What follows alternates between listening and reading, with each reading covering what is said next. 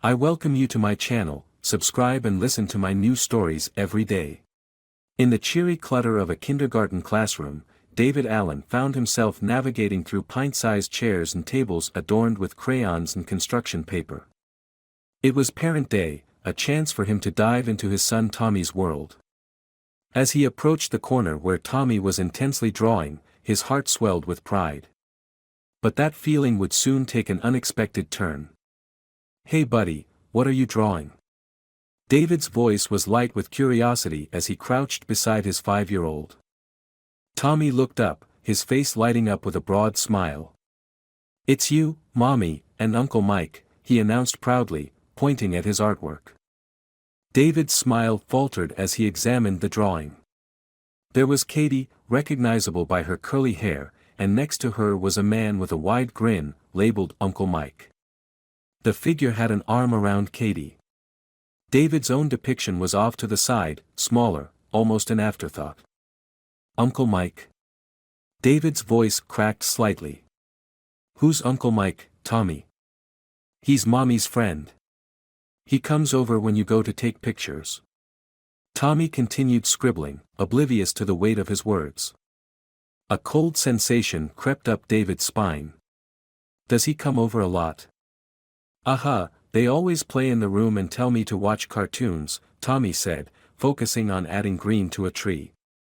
David thanked his son and wandered off under the guise of grabbing a cup of coffee from the refreshment table. His mind raced.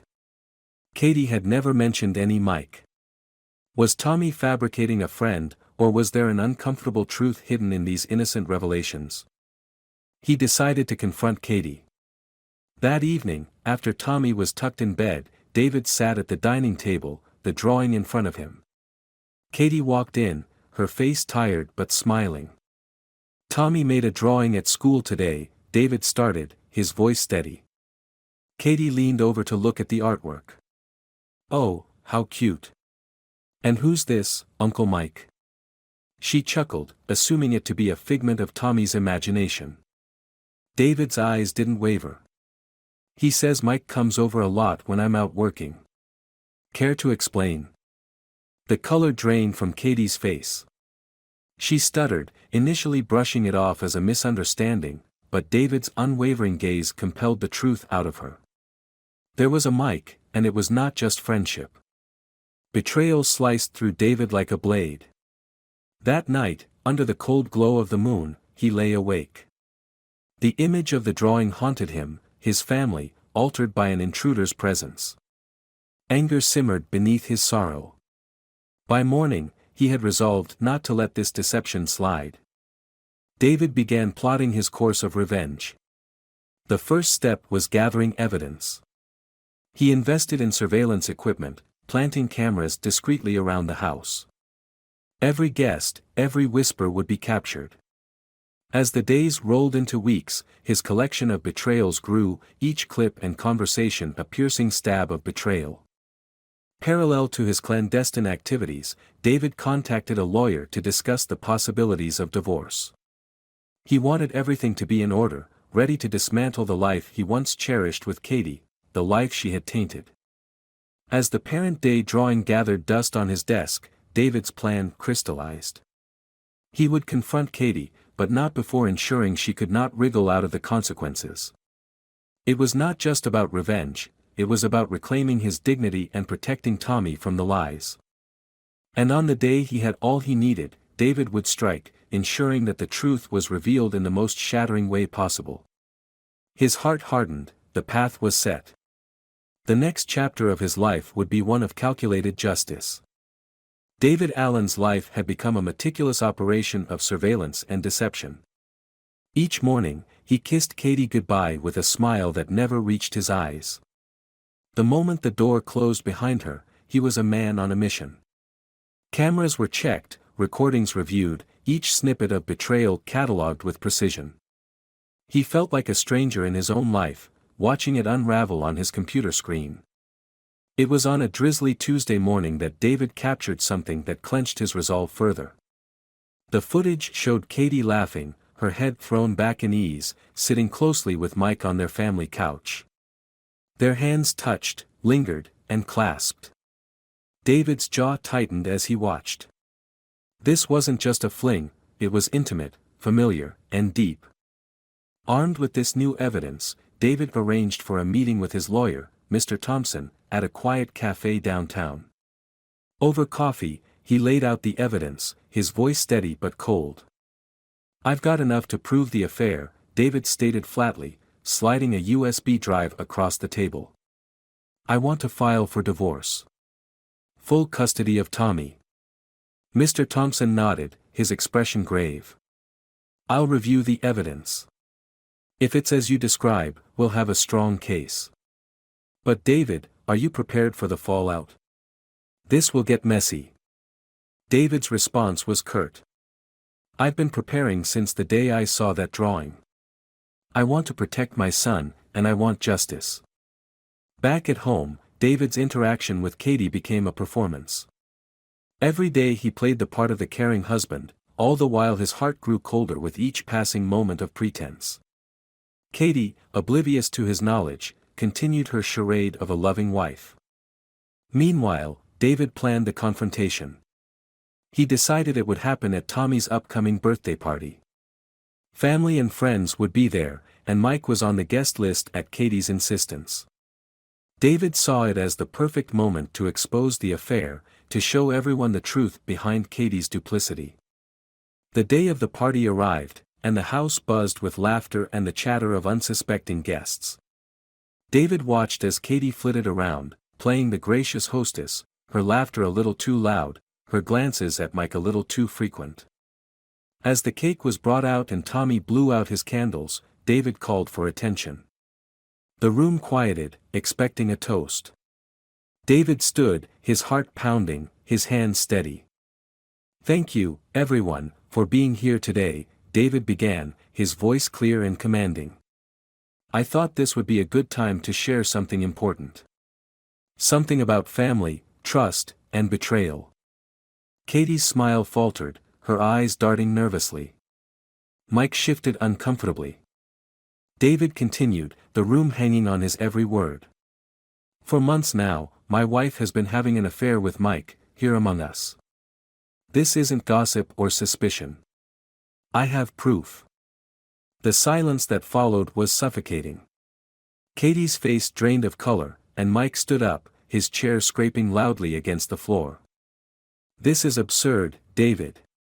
Why would you say something like this here?"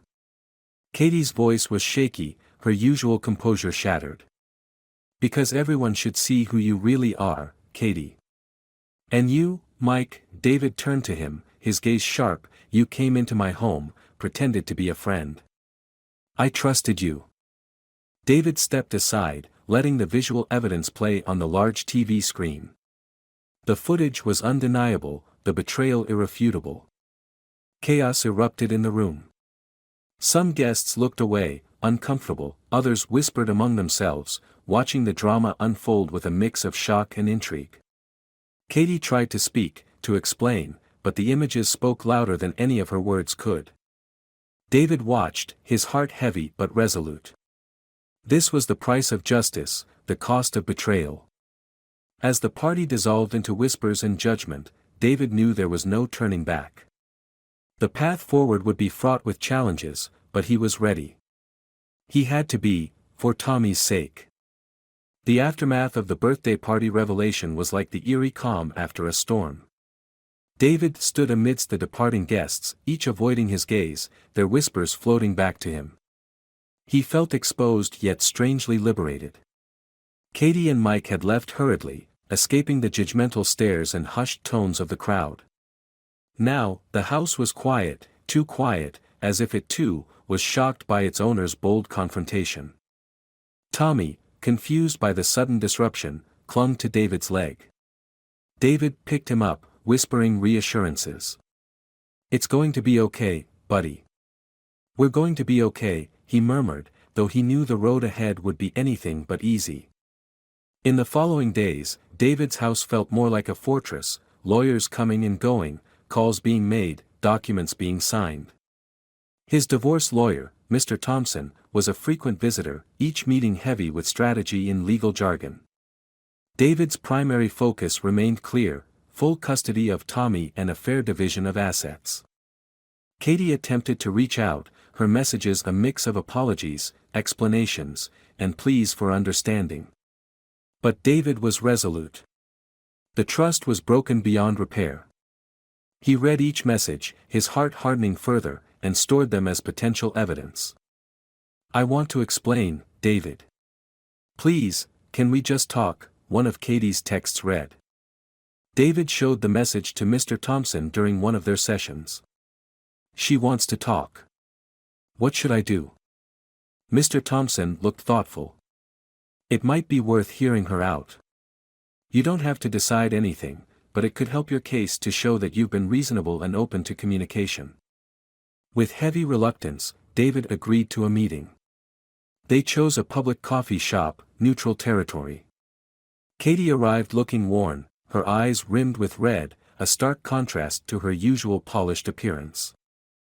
As she sat down, David steeled himself, his voice cool. "You wanted to talk, Katie. So talk." Katie took a deep breath, her hands trembling slightly. "David, I'm so sorry. I never meant for any of this to happen. It got out of control. I don't expect you to forgive me, but I want to make things right, for Tommy's sake." David's expression didn't soften. "How, Katie? By lying? By bringing him into our home?" "I know I've made terrible choices," Katie admitted, her voice cracking. "I'll agree to the custody arrangements. I don't want to drag Tommy through a battle. He needs stability." David nodded, the decision clear in his mind. "I'm glad you see that. My lawyer will send over the papers." As they parted, David felt a mixture of victory and sorrow. The confrontation hadn't brought him the peace he had hoped for. Instead, it solidified the reality of his broken family. Back at home, David spent the evening with Tommy, playing games and reading stories, the normalcy a stark contrast to his turbulent emotions. After putting Tommy to bed, David sat alone in the living room, the silence enveloping him. He picked up his phone, scrolling through old photos, a happier time. The pain of betrayal was sharp, but David knew he had taken the necessary steps to protect his son and his own future. The next weeks were a blur of legal proceedings. The divorce was expedited due to Katie's lack of contestation over the terms David set. Custody granted, assets divided. It was a clinical severance of a once loving relationship. As he signed the last of the divorce papers, David felt a weight lift, yet the void was palpable. He was free from the lies, but at what cost? The future loomed large, an open road filled with uncertainties. But he was ready to face it, for himself and, more importantly, for Tommy. His resolve was firm, to rebuild and to heal, one day at a time. In the wake of the divorce, David Allen's life took on a sharp, focused direction. The custody of his son Tommy secured and the deceitful chapter of his marriage officially closed, he felt a relentless drive to finalize his revenge on Mike, the man who had infiltrated his family and shattered its foundation. David had been planning meticulously. His revenge would be silent but devastating. He had learned through discreet inquiries that Mike owned a small consulting business, one that had recently landed a lucrative contract. David's plan centered on this, using his photography skills and network to unearth and expose any irregularity Mike might have overlooked. "Are you sure you want to do this?" his friend and occasional private investigator, Rick, asked him one evening over drinks. "There's walking away, you know. You've got your son, a fresh start." David shook his head, his jaw set. "This isn't just for me. It's to show Tommy what it means to stand up for oneself. Mike needs to understand the consequences of his actions." Rick raised an eyebrow but nodded, sipping his drink. "All right, what do you need?" "Information. I want to know everything, financials, client interactions, any skeletons in his closet," David replied with a cold intensity. Weeks passed as David gathered his ammunition. Through Rick's connections and his own covert photo sessions, he discovered that Mike's business dealings were not as clean as they appeared. With a strategic leak of documents to the right people, David watched as Mike's professional life began to crumble. But the final blow was more personal. David arranged an anonymous tip-off to Mike's current girlfriend about his past deeds. The chaos that ensued was a mirror to the one Mike had caused in David's life. As Mike's world unraveled, David watched from the shadows, a bitter satisfaction settling in his heart. The climax of David's revenge came unexpectedly one evening. He had gone to a local bar to observe the fallout of his schemes when he spotted Mike, haggard and desperate, confronting a man who had once been a mutual friend. "You told her, didn't you? You ruined everything," Mike accused, his voice loud and tinged with despair. David watched, his presence unnoticed, as the confrontation escalated. The argument turned physical, and security quickly intervened, dragging a defeated Mike away. David left the bar, the cold night air feeling sharp against his skin. The next morning, news spread that Mike had been arrested for assault. He faced serious charges, his reputation in ruins. David knew this was more than he had initially planned, but there was no sympathy in his heart. In the quiet of his home, David reflected on the path he had chosen. The revenge had consumed him, more than he had anticipated. He looked at Tommy, playing peacefully, and a wave of clarity washed over him. This was what mattered. His revenge was complete, but it was time to let go of the hatred and focus on rebuilding a peaceful life for him and his son. As David put away the last vestiges of his past actions, photos, documents, all the tools of his revenge, he made a promise to himself. From now on, his energy would be spent fostering a loving, honest environment for Tommy. The cycle of deceit and vengeance ended with him.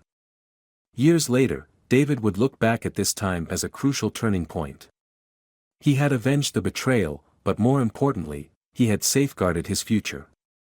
In his heart, he knew that the greatest victory was not in the downfall of his enemies, but in the rise of his own spirit, free from the shadows of the past.